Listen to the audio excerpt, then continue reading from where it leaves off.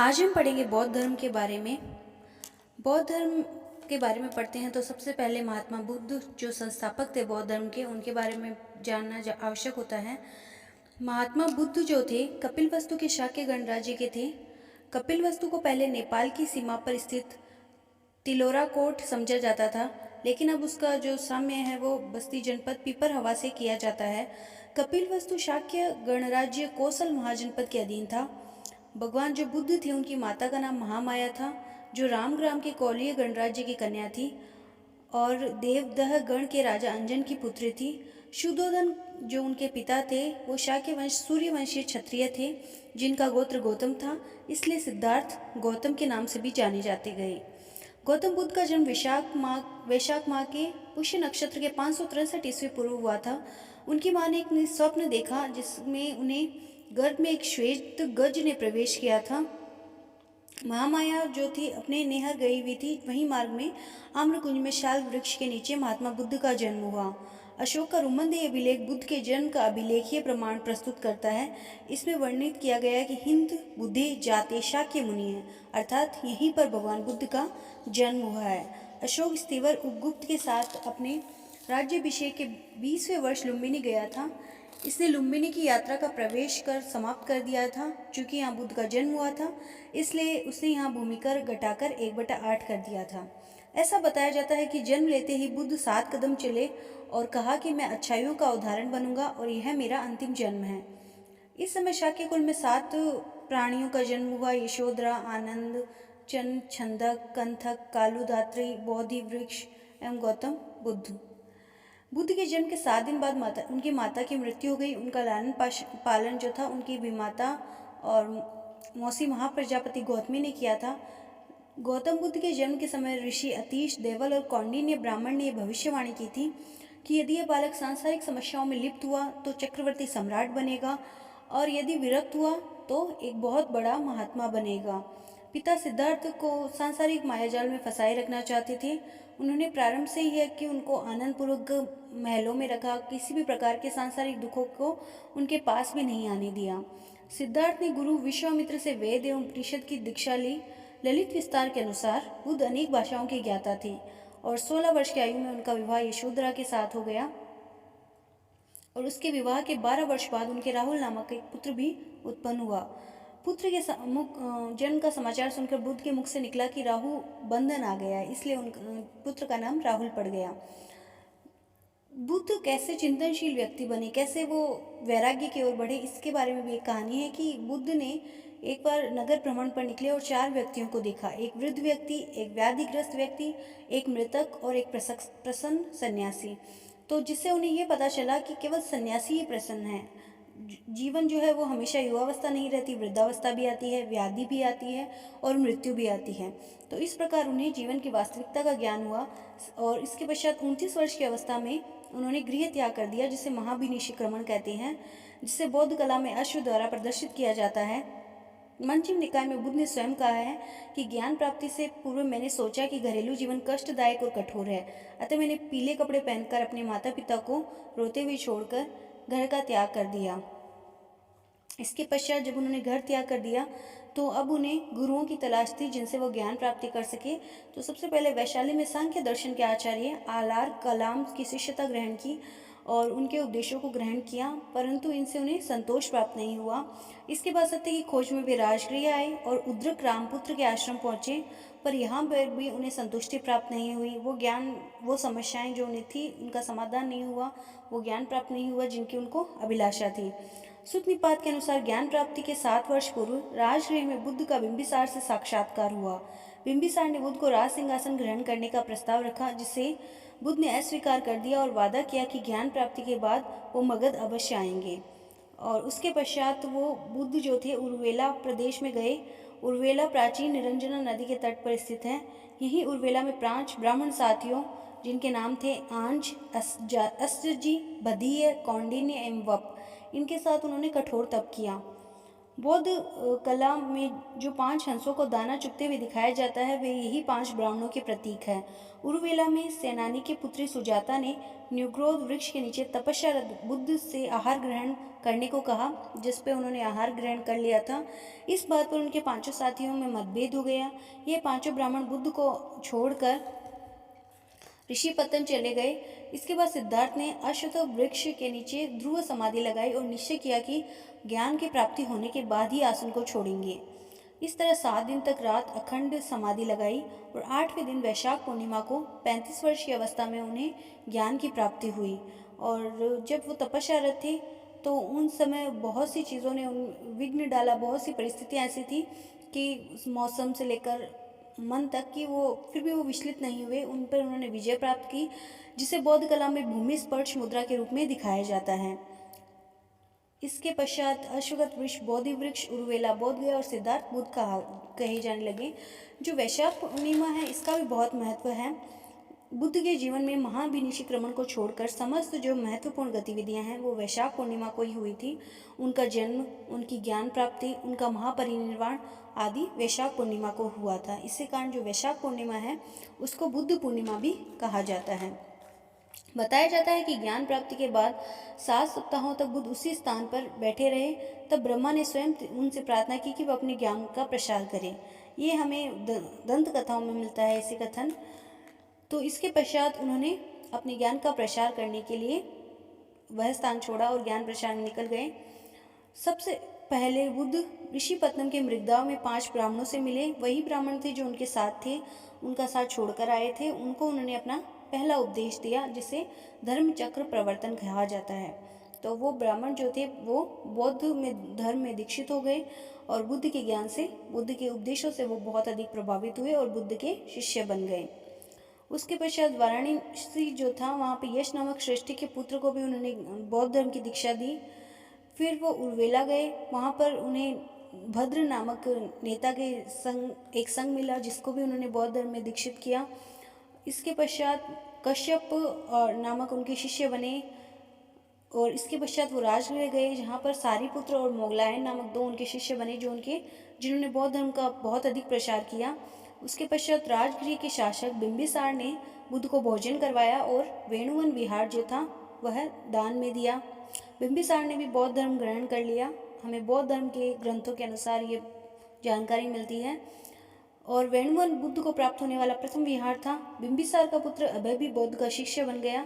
उसके पश्चात वो कपिलवस्तु आए और शाक्यों के संस्थागार का उद्घाटन किया और कपिलवस्तु में ही उन्हें आनंद, उपाली, अनिरुद्ध एवं देवदत्त नामक शिष्य मिले। ज्ञान प्राप्ति के 8वें वर्ष बुद्ध वैशाली में गए जहाँ उन्होंने 5वां वर्षावास बिताया।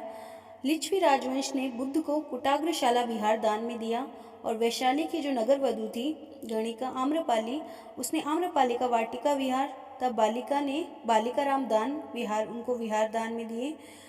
और वैशाली में बुद्ध को अपने पिता की मृत्यु का समाचार मिला। इसके पश्चात उन्होंने वैशाली में अपने धर्म का प्रसार किया। प्रारंभ में बुद्ध ने भग या भर्ग जनपद में जाने से तब तक अस्वीकार कर दिया जब तक कि बौद्धिक कुमार द्वारा राजप्रसाद की सीढ़ियों पर बिछाए गए श्वेत वस्त्र हटा नहीं लिए गए।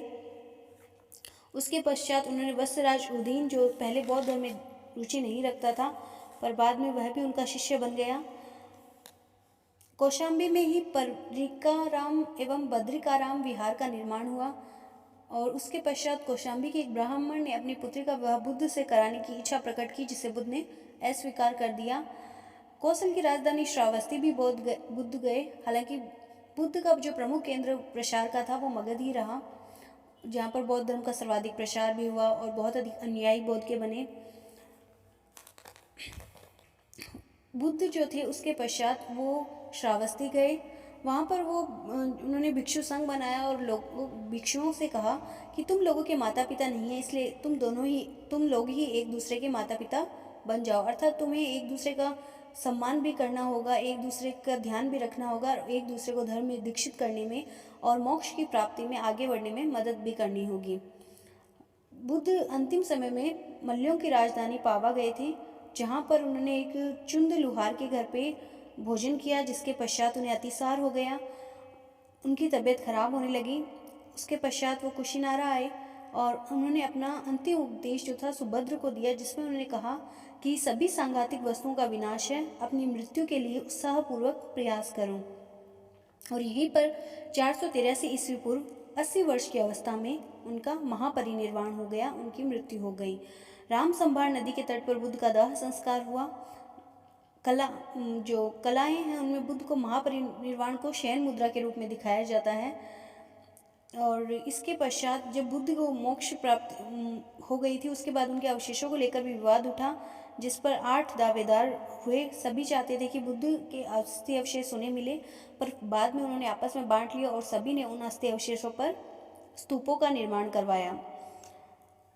बुद्ध की मृत्यु के बाद ये 8 स्तूप इसी बात के प्रतीक है। पीपली वन के जो मौर्य लोग थे वो उस वक्त नहीं पहुंच पाए थे, इसलिए उन्हें शारीरिक धातु का बंटवारा हो चुका था, तो उन्हें बुद्ध के अंगारों से ही संतोष करना पड़ा, जिसके ऊपर उन्होंने अंगार स्तूप बनवाया।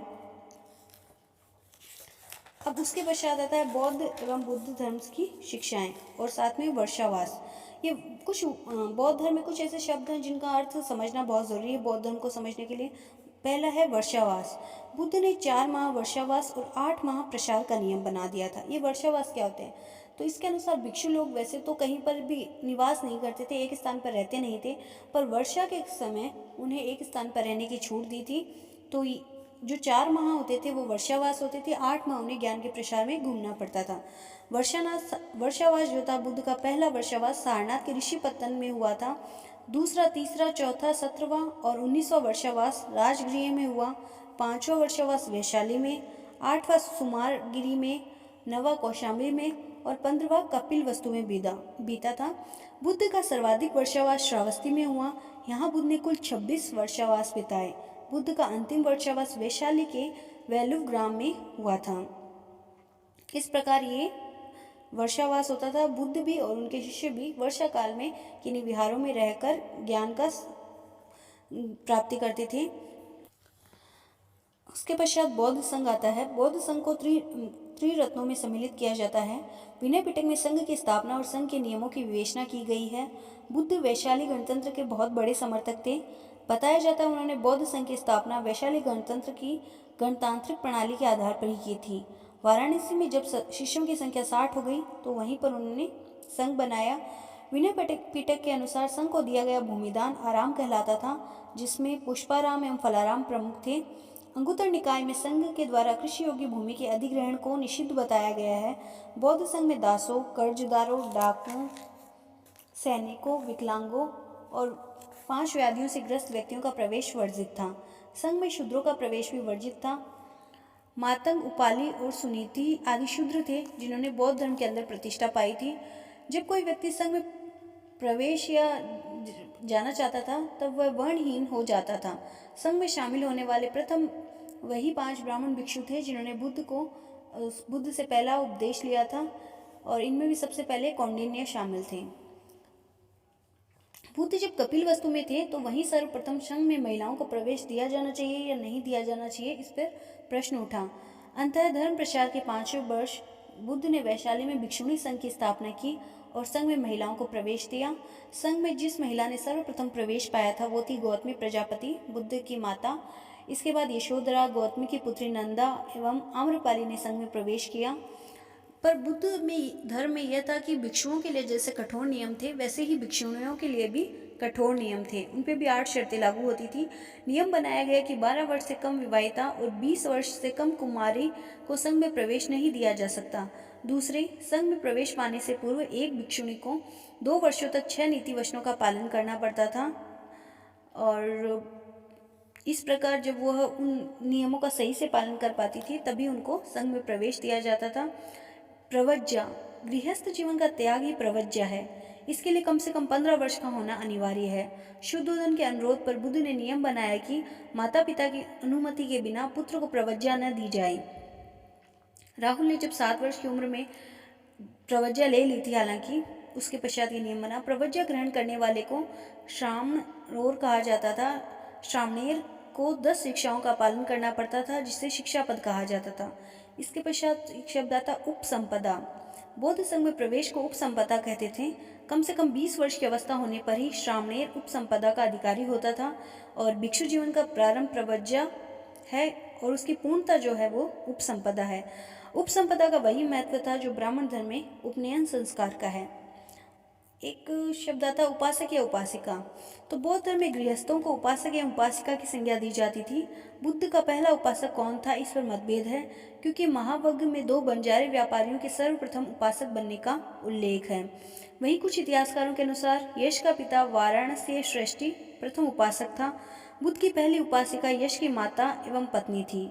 बुद्ध ने भिक्षु भिक्षुणिकों एवं उपासक उपासिकाओं को सम्मिलित रूप से शाक्य पुत्रीय कहा है। वे केवल त्रिरत्न की शपथ लेते थे और संघीय शब्दों से मुक्त होते थे।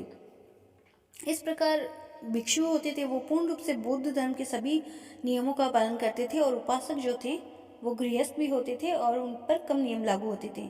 इसके पश्चात संघ की कार्य प्रणाली कैसी थी। संघ की कार्य प्रणाली एवं गणराज्यों की कार्य प्रणाली में समानता थी। संघ का प्रमुख विनयधर कहलाता था। संघ की सभा में प्रस्ताव को नति या वृत्ति कहा जाता था, जबकि प्रस्ताव पाठ को अनुसावन कहते थे। बहुमत से पारित प्रस्ताव भूमस्तिकिम कहलाता था। अधिकरण किसी भी प्रस्ताव पर मतभेद को कहा जाता था। मत और मतभेद की स्थिति में मत विभाजन होता था। मतदान गुल्लक कहलाता था तथा विवतक कहलाता था। मतलब कि अगर प्रत्यक्ष मतदान होता था तो उसको विवतक कहते थे और अगर गुप्त मतदान होता था तो उसे गुल्लक कहते थे।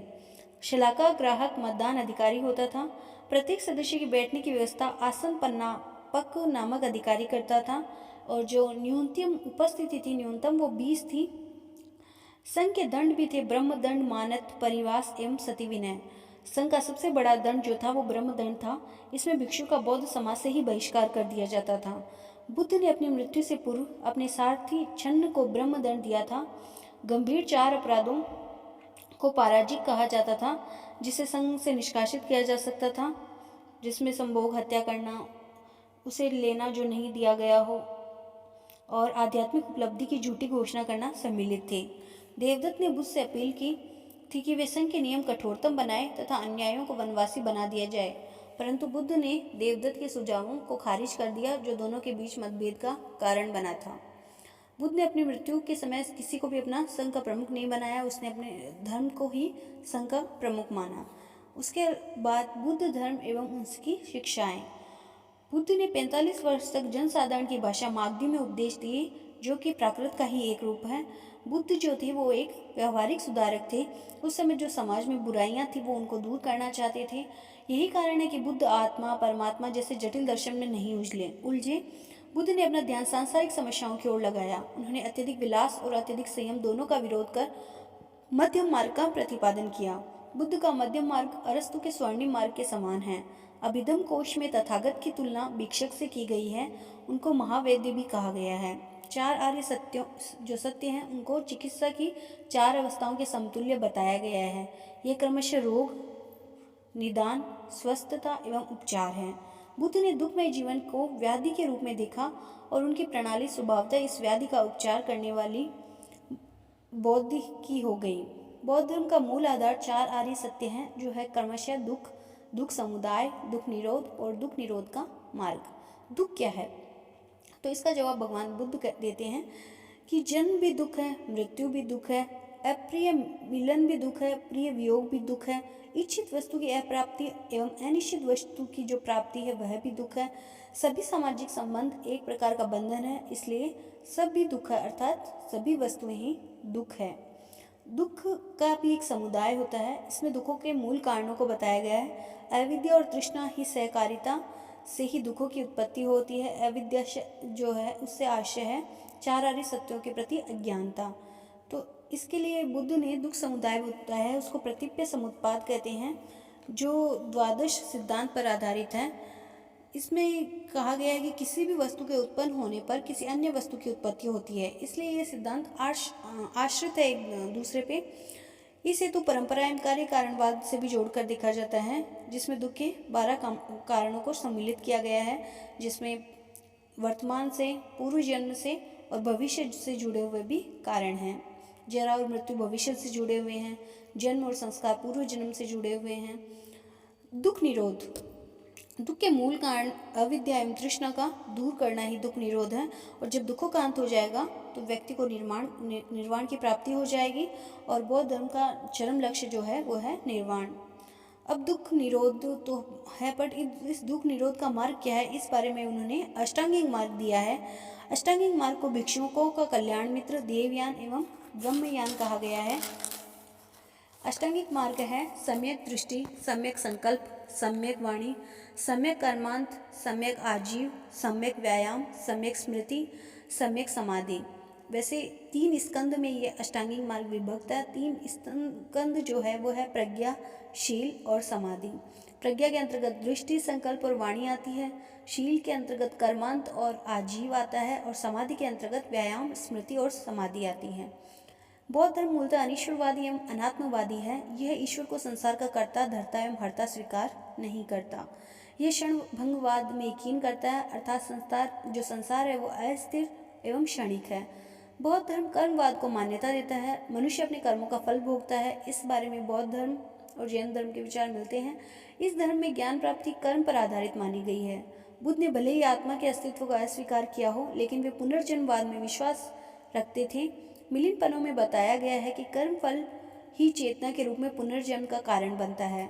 बौद्ध धर्म में मानव व्यक्तियों को 5 स्कंदों रूप, वेदना, संज्ञा, संस्कार और विज्ञान से निर्मित बताया गया है। निर्वाण और महापरिनिर्वाण का क्या अर्थ है? तो निर्वाण जो है उसका अर्थ है, शाब्दिक अर्थ है दीपक का बुझ जाना, अर्थात जीवन मरण के चक्र से मुक्त हो जाना। महत्वपूर्ण है कि निर्वाण का अर्थ जीवन का विनाश न होकर उसके दुखों का विनाश है।